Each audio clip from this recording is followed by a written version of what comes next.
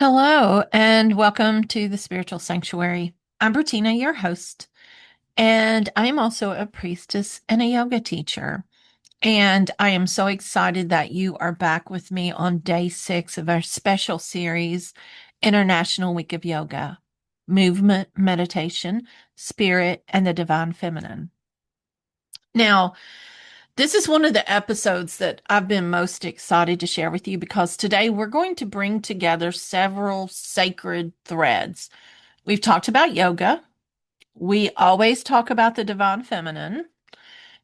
We discuss and we practice goddess spirituality, sacred embodiment, and the modern priestess path. So far in this series, we've explored yoga as more than a physical movement. We've looked at the deeper meaning of yoga as union and connection, and we've taken a gentle look at yoga's history.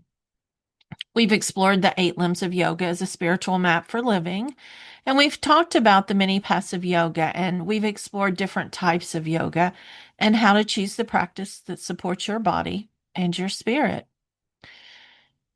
But today we bring all that into the temple of the body. Today we explore yoga as a divine feminine practice. And we're going to explore yoga as a priestess practice. And our spiritual reflection for this episode is this: yoga can become a priestess practice when it's done with intention, reverence, and devotion. So let's begin with the divine feminine. When I speak of the divine feminine, I'm speaking of sacred qualities such as intuition and creativity, compassion, embodiment, wisdom, nurturing, cyclical awarenesses, sensuality, healing, and sacred power. The divine feminine is not limited to gender. It's an energy, a spiritual principle, if you may, and also a sacred way of being. It lives in the body, in the earth, in the moon, in the waters, in the womb space, in your heart, in your voice, and in your intuition. And it is the creative powers yourself. The divine feminine teaches us to listen and to receive and to feel, to honor cycles, to trust our intuition, to move throughout the day and our life with compassion, maybe to reclaim our body as sacred. And this is where yoga becomes such a beautiful doorway because yoga helps us return to our body, not as something to fix, not as something to punish or to shame or to compare, but as a sacred vessel. It's a temple. It's a place where spirit lives, and it's a place where wisdom speaks. And it's also where healing can unfold.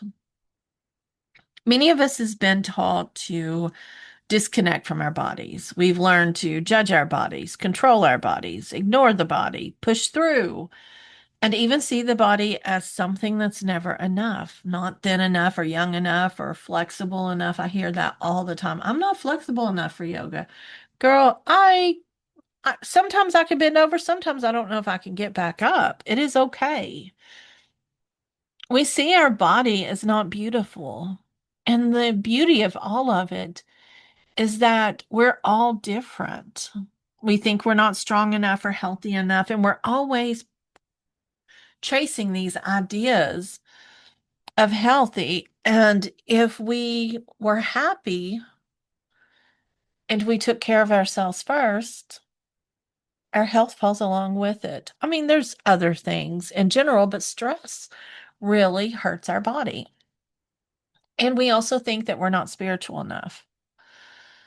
But yoga, when you practice it with reverence, it invites you into a whole different type of relationship. Yoga says to come back to the breath, feel those sensations, come back to the heart, focus on your womb space. Feel your feet on the earth. Feel yourself grounding. And more importantly, feel the pulse of life within you. This is why yoga can become part of the priestess path. I'm sorry. The priestess path is a path of devotion and service.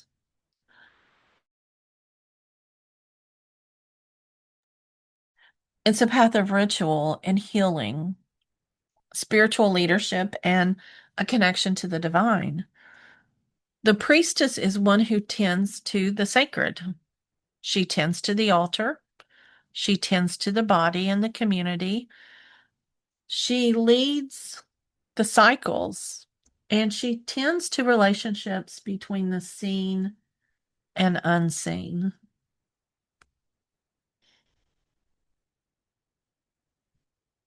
She listens for the voice of the divine and brings that wisdom into daily life.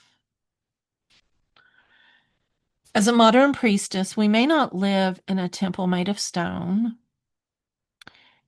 We may be at home, maybe in our yoga room, our healing room, in our journal.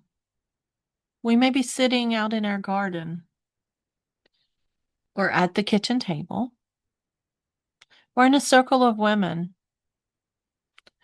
Or maybe we are just learning more about our own body. And yoga can become one of the ways that we enter that temple. Yoga as a priestess practice is not about performing a perfect pose. There really is no perfect pose. It's about setting intention. I am going to enjoy my body. I'm going to honor my body. It's about devotion. It's about entering the body with respect. How the breath becomes prayer. It's not about allowing movement to become devotion. It is about allowing movement to become devotion. It's about us being still and speaking with the divine. And it's about remembering that the sacred is not far away. The sacred is here. It's in this body, in this breath, and in this moment. So let's look at pranayama or breath work. In yoga, breath is not just oxygen moving in and out of the body. Breath is connected to prana, the life force. Every breath reminds us that life is moving through us. Whenever we become conscious of the breath, we begin to participate more fully in life. And for the priestess, breath work can become power. You don't always need complicated words. You don't always need a formal ritual. Sometimes one conscious breath is the prayer. A deep inhale can say, I receive life. And a long exhale can say, I release what is not mine. A soft breath into the heart can say, I open to love. A breath into the belly can say, I return to my center. A breath into the womb space can say, I honor my creative power. Breath can clear or ground, soothe or awaken. And it connects us to the divine feminine that is currently moving through our body. And when you breathe with intention, that breath becomes sacred. Now, we're going to talk about movement and how poses are a part of devotion. It's one of the most beautiful ways to approach yoga when you're on the divine feminine path. Instead of asking, how does this pose look? We ask, what am I offering through this movement?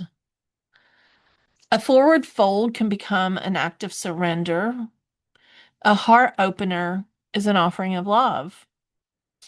A gentle twist can release old energy, and a standing pose can be a declaration of strength.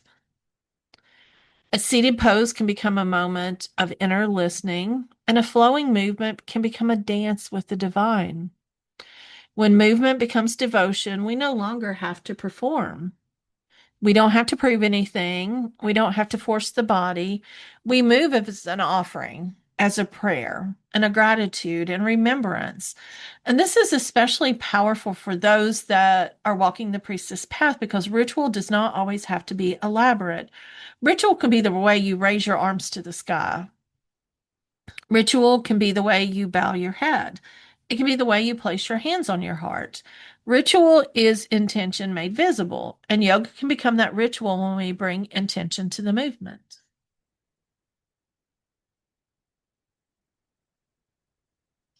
Meditation is here. Meditation is the reason why originally poses were done. It was to be able to sit. Householders were not used to sitting. Meditation becomes communion with the divine, and it can be intimidated when you think that you have to empty your mind completely, but that is not what it's about. It's about presence. It's sacred listening, and it's sitting at your inner temple. It's creating space for the soul to speak. For the priestess, meditation could become a way of entering the inner temple. You close your eyes, breathe, listen, and open yourself up to wisdom. You might meditate with a goddess, with a mantra, with a cat, with a breath and a heart and a question. You might simply just sit in silence and allow yourself to be held. Meditation teaches us that the divine can be encountered within, not just in books or temples or through teachers, but in the quiet chamber of your own being. When meditation becomes communion, we are no longer simply trying to relax, we're entering a relationship. We're listening for sacred guidance and we're remembering our connection. And one of my most favorite, and so many times often looked types of yoga that I love to do is Yoga Nidra. And that's a temple of inner healing. Yoga Nidra is a guided practice of conscious rest. And if you want to have an example of that practice, it should be in the YouTube video before this or in the podcast before this. I've guided you through. It's really simple. It's just done lying down and allowing the body to rest deeply while awareness remains gently present. And for many people, Yoga Nidra is one of the most accessible and healing forms of yoga because it does not require physical postures, flexibility, or effort. You simply receive. And receiving is a deeply divine practice. In a world that tells us to keep pushing and producing and proving and performing, Yoga Nidra invites us to rest and to soften, to enter this inner sanctuary and to let the body be held. It allows the nervous system to settle and to let the soul speak beneath the noise. And for the priestess, Yoga Nidra can become a sacred chamber. It's a place of restoration and emotional healing, ancestral listening, intuitive guidance, and also connection.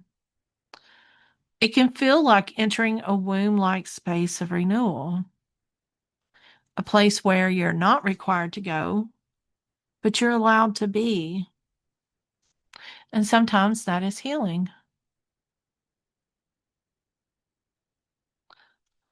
Mantra is very important in yoga as well as in the priestess path. It becomes sacred sound. Now, mantra is a repeated word, phrase, name, or even sacred sound that kind of focuses the mind and connects us with spiritual vibration. Mantra can become a way of calling energy into the body. The mantra can be traditional, it can be Sanskrit, it can be a goddess name, it can be a prayer, an affirmation, it can be a phrase that opens a heart. So, for example, it could be Om, Shanti, Soham, Divine Mother, guide me. I am held. My body is sacred. I return to love. And when repeated with intention, mantra becomes a current. The mind begins to settle, the heart begins to open, the voice becomes a vessel, and sound becomes a ritual. This is one reason why Saraswati is such a beautiful goddess connected for yoga. She is associated with wisdom and sacred learning and music and mantra and creativity and the flowing current of divine inspiration. And when we use mantra, we honor the power of sound to shape that consciousness. Another practice that is deeply connected with the divine feminine is Kundalini yoga. It's connected to Shakti energy, the life force, and Shakti is the divine feminine as a sacred energy. She is the life force. She is the creative power and the pulse of creation. Kundalini is often described as dormant spiritual energy that rests at the base of the spine, just below the the sacral chakra and just above the root in the dantian area. Through practices like breath work and mantra and movement and meditation and awareness, this energy may arise and awaken. For some people, Kundalini practice feels deeply connected to spiritual awakening and intuition, inner fire, and transformation, but it's also important to approach energy practices with grounding and respect. Strong energy practices are not something to force. The body and nervous system need to feel safe. So when you're on the priestess path, Kundalini is not about chasing dramatic experiences. It's about honoring the force and becoming aware of the sacred energy moving throughout the body. We respect the power of awakening. Shakti doesn't need to be forced, and she needs to be honored and listened to and embodied. Yoga also helps us understand the relationship between the body, the womb space, the heart, the voice, and intuition. These are all sacred centers of the feminine wisdom. Your body speaks through sensation, and the womb space speaks through creativity and cycles and grief and pleasure and knowing. The heart speaks through compassion and love and forgiveness and devotion, and the voice speaks through truth and prayer, song, mantra, and intuition speaks through subtle inner guidance. Yoga connects these centers. When we breathe into the belly, we may connect with the womb space. When we open the chest, we may connect with the heart. When we chant or speak mantras, we may connect with the voice. And when we meditate, we may reconnect with intuition. Sacred embodiment is what this is. Means that we don't have to think about spirituality. We live it and we feel it and we breathe it. That's why honoring the body is so important. It's not a mistake. It's not an obstacle or something to be fixed.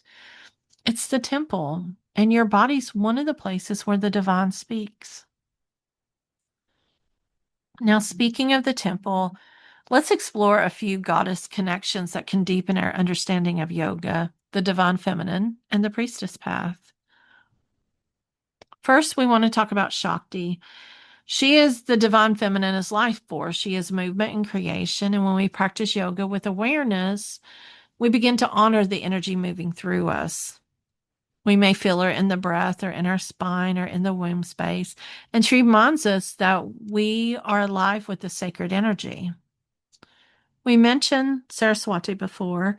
She is the Hindu goddess that is connected to wisdom and music, and she is present when we chant, study, write, sing, and even more when we learn, when we speak truth with grace. And in yoga, Saraswati can guide us into sacred sound and spiritual study, and she reminds us that learning is sacred and sound carries power. Lakshmi is another Hindu goddess, and she is associated with beauty and abundance and grace and prosperity. In a yoga practice, Lakshmi may be felt through gratitude and heart opening and softness and generosity. She reminds us that the body can be honored with grace and not criticism, and she invites us to see sacred beauty in this very moment. Pavarti is a goddess of devotion and strength and love, sacred union, and she reminds us that devotion is powerful and that softness and strength can live together. In yoga, she may guide us into steady practice and loving discipline and the union of body, mind, and soul. And she teaches that the devotion is not weakness, but strength rooted in love. Durga is a goddess of protection, courage, strength, and fierce compassion. She reminds us to stand in our power and protect our energy and honor boundaries. In yoga, Durga can be felt in strong standing poses, grounding practices, and the decision to stop abandoning ourselves. She teaches embodied power. And Kali is the goddess of transformation. She liberates us, she destroys illusion, and she has a fierce truth. She releases what no longer serves, and she cuts through falsehood. She invites us to face what is real. And in yoga, she appears when we're ready to transform our old patterns, release shame, and reclaim our power, or even let go of identities that no longer fit us.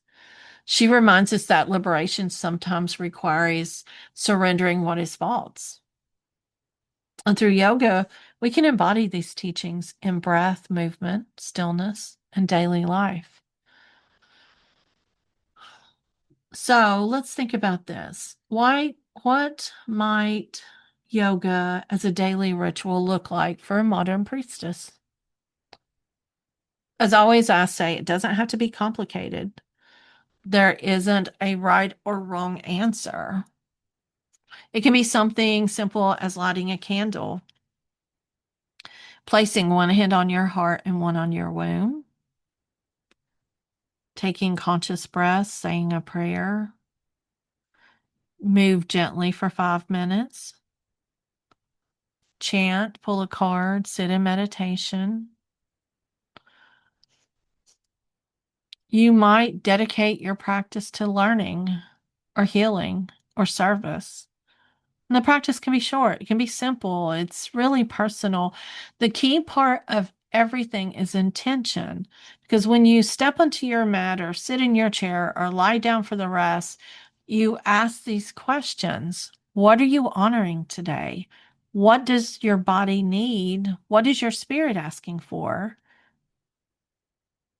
How can this practice become my offering? And that is how yoga becomes priestess work. It becomes a sacred ritual of listening and remembering and connecting.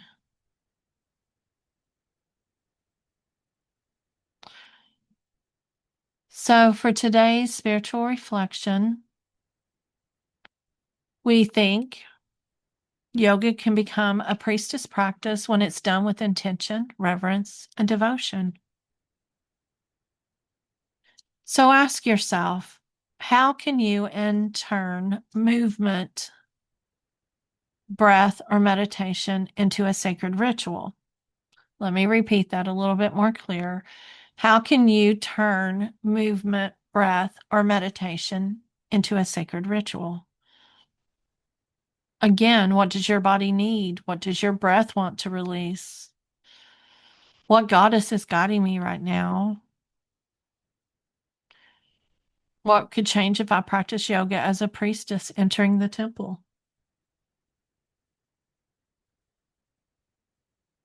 Before we close, I want to invite you into like a simple sacred embodiment practice. You can do this seated, standing, or lying down. If you're driving, please don't do this. Place both hands over your heart.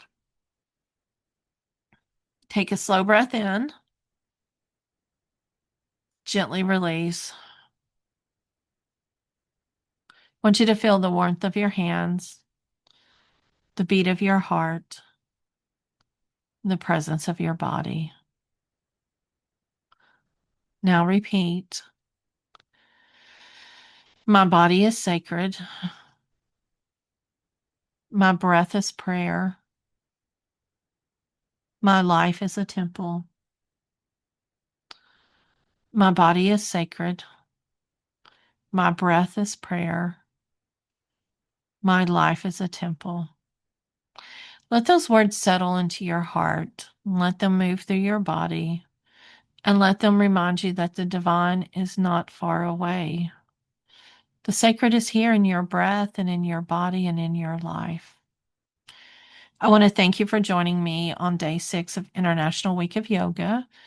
Tomorrow, we're going to explore how yoga can support the mind, the body, and the soul through healing, nervous system care, body awareness, and spiritual connection. But until then, may you honor your body as sacred. May your breath become prayer.